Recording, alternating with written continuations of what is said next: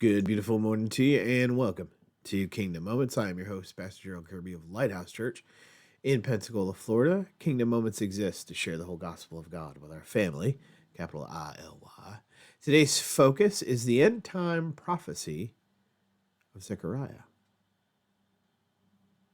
Return to me, declares the Lord of hosts, that I may return to you. Zechariah 1:3.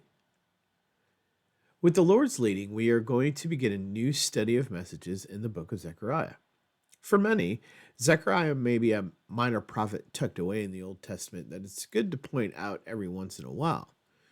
But I read Zechariah the other day in Holy Spirit with him during my quiet time, and I have to tell you, this book is a guide. It's an encouragement, but it's also a set of warnings for believers in the end times.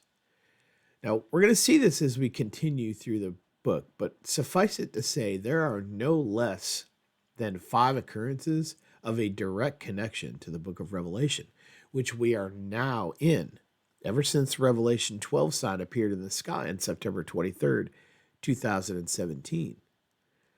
So, what would God say to us, this group of believers alive in this day and age, as we approach the final days of history?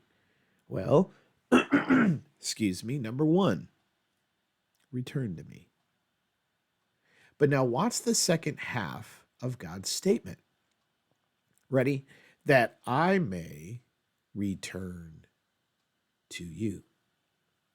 Now, we don't normally think about the fact that God needs to return to us, but this is what happens each and every time we, as believers, believe the lie of the enemy.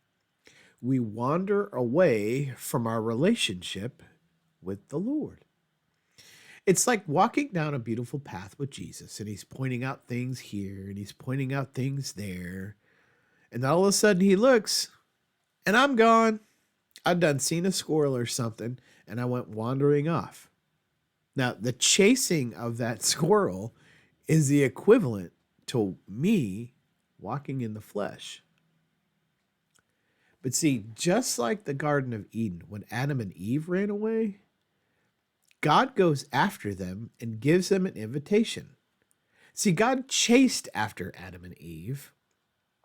God chases after you and me. And the only thing he wants is for us to come back to him so that he can return to us.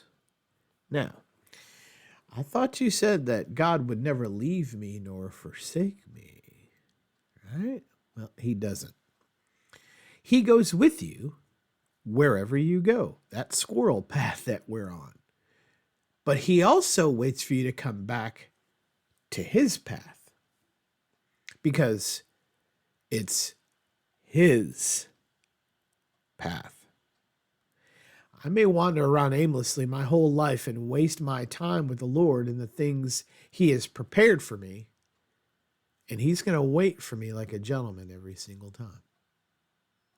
But once I realize I'm in the wrong road, right? Because Holy Spirit is going to tell me I'm on the wrong road, I have a choice to make.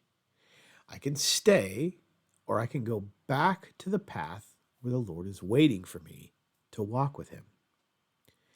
And here's where the enemy's attempt to deceive us comes.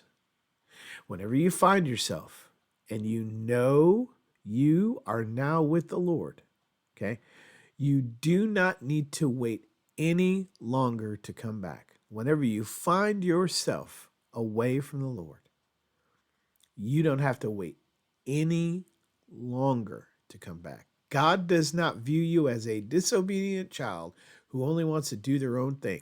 God sees you as his child that he created to have fellowship and relationship with for eternity.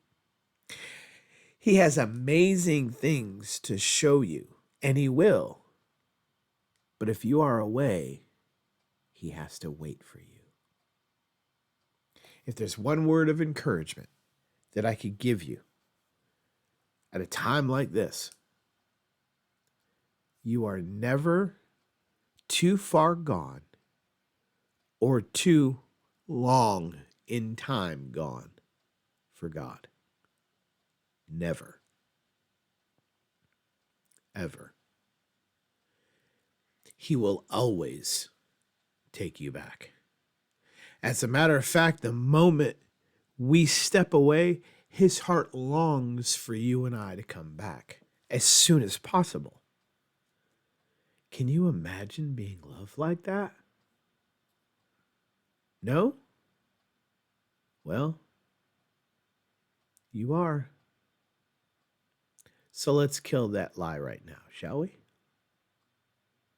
I love you. Have a wonderful day. Lighthouse Church, walk in your authority as kings and priests of the ecclesia and decree and declare the Lord's words today. I love you guys. Take care.